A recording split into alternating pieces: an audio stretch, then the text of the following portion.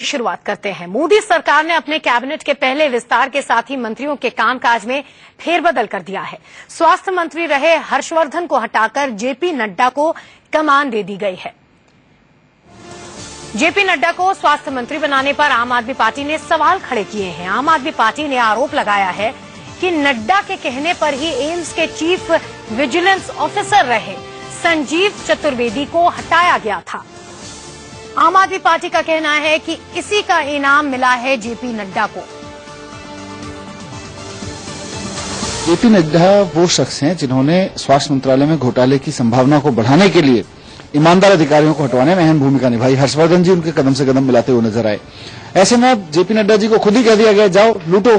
तो अब स्वास्थ्य मंत्रालय में अगर जेपी नड्डा जी जैसे लोग बैठेंगे तो जाहिर सी बात है कि दवाइयां महंगी होंगी, स्वास्थ्य सेवाएं और महंगी होंगी और भ्रष्टाचार और बढ़ेगा।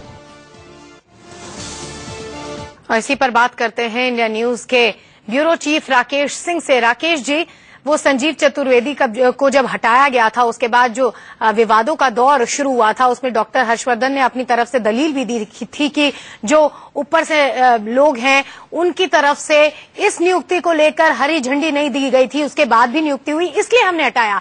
अब ये मामला और अटक गया है, विवाद और शुरू हो जाएगा और आरोप लगेंगे।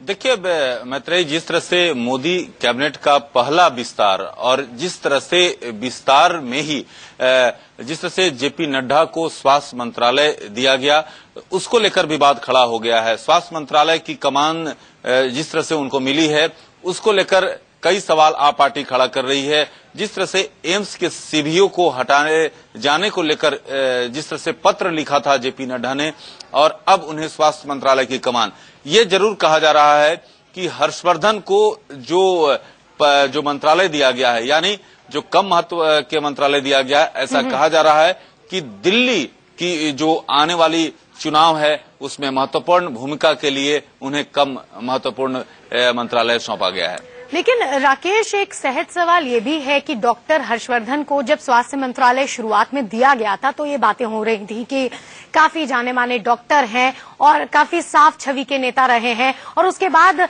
मोदी के सबसे एक्टिव मंत्रियों में से एक वो थे, तब फिर फेरबदल क्यों किया गया?